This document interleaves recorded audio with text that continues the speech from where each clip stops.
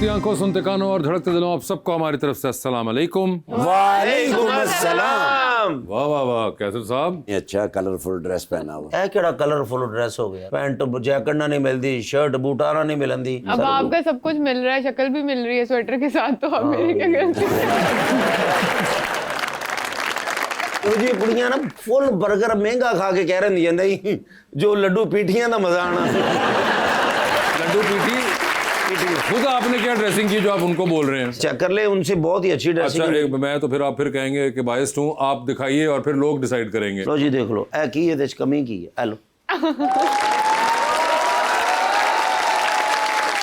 आप अपने ईमान से पहले तो ये बताइए कि ये ज्यादा बेहतर ड्रेसिंग है या जो उन्होंने की हुई है? पहले क्लैपिंग इनके लिए करके दें, इनकी अच्छी है हमारी। क्लैपिंग करिए और बताइए।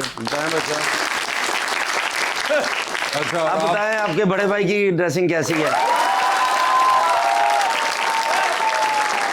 उन्होंने फैसला कर दिया कि ड्रेसिंग सेंस कैसी है, ये अल्लाह की मेहरबानी से आज पता चल बच्चों का गया। ही पता चल गया मुझे। चलो जेडे गेस्ट आएंगे उन्हों को पूछ लेंगे। चले ठीक है, बुलाते हैं अपने आज की पहली मेहमान को। पाकिस्तान मुस्लिम लीग नून की एमपीए और विमेन प्रोटेक्शन अथॉरिटी पंजाब की चेयरपर्सन मोहतरमा Hina Parvez Bhatt.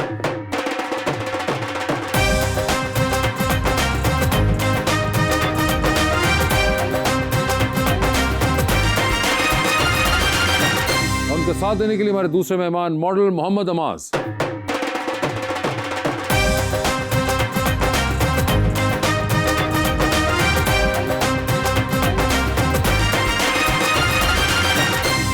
Welcome to the show जी। बड़ी खुशी हुई अमाद भाई आपको देख के, माशाल्लाह बड़े ही प्यारे हैं आप। और एक बड़ा ही प्यारा शेर मैं लेकर आया हूँ हिना जी के लिए। मरहले शौक के दुश्वार हुआ करते हैं, साए भी राह की दीवार हुआ करते हैं। सिर्फ हाथों को न देखो, कभी आंखें भी पढ़ो, कुछ सवाली बड़े खुददार हुआ करते हैं। मुझसे मुखलिस था ना वाकिफ मेरे जज्बात से था, आहा, उसका रिश्ता तो फकत अपने मफादात से था। अब जो बिछड़े हैं तो क्या रोएं जुदाई पे तेरी, ऐसा खदशा तो हमें पहली मुलाकात से। जी हिना जी, क्या हाल है आपके? अल्हम्दुलिल्लाह बहुत अच्छे, and I am very happy to be here at the show. Happy birthday to जी। Happy birthday to. आप अब चेयरपर्सन बन चुकी हैं विमेन प्रोटेक्शन अथॉरिटी की, उसके बाद आप पहली दफ़ा आई हैं, तो कैसा लग रहा है आपको? This is my third term. मैं पहले भी एमपीए रही हूँ। 2013 में पहली दफ़ा मैं पंजाब असम्बली में आई। I been working for the party for the last 10-12 years, लेकिन ये पिछला 1.5 ईयर ऐसी ज़िम्मेदारी मुझे मिली। शुरू में तो लगता था मैं ये नहीं कर पाऊँगी, क्योंकि पंजाब विमेन प्रोटेक्शन अथॉरिटी जो है उसका मेन काम है ख़वातीन की हिफाजत करना।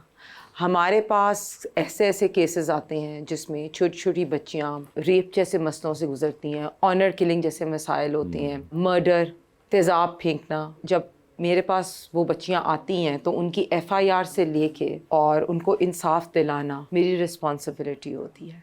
तो इसने मेरी ज़िंदगी का एस्पेक्ट चेंज कर दिया है। जब मैं बच्चियों को जाती हूँ मिलने हॉस्पिटल, खुद कल भी जैसे मैं गई हुई थी, 9 साल की बच्ची, 5 साल की बच्ची, 10 साल की बच्ची, जब मैं मिलती हूँ ऐसी बच्चियों को और मैं उनको देखती हूँ उनका दुख, तो अपना दिल भी टूट जाता है, आंखों में आंसू आते हैं और फिर दिल चाहता है कि जो मैक्सिमम इनको इंसाफ के लिए कर सकें वो करें।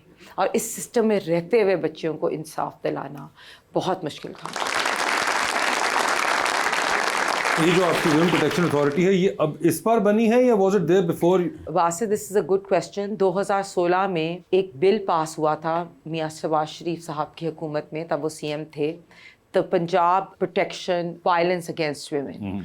उसमें घरेलू तशद्दुद को एक क्रिमिनल ऑफेंस बना दिया था, और उसमें घरेलू तशद्दुद भी हो, चाहे साइकोलॉजिकल वायलेंस हो, इमोशनल वायलेंस हो, आप ख़र्चा ना दें बीवी को, आप मारें, तशद्दुद करें, उसको क्रिमिनल ऑफेंस बना दिया था। ये 2016 में बन गया था कानून। उसके बाद 2017 में पहली अथॉरिटी बनी मुल्तान में, लेकिन आपको पता है उसके बाद हुकूमतें चेंज हुई, उसके बाद कोई इस पर काम नहीं हुआ।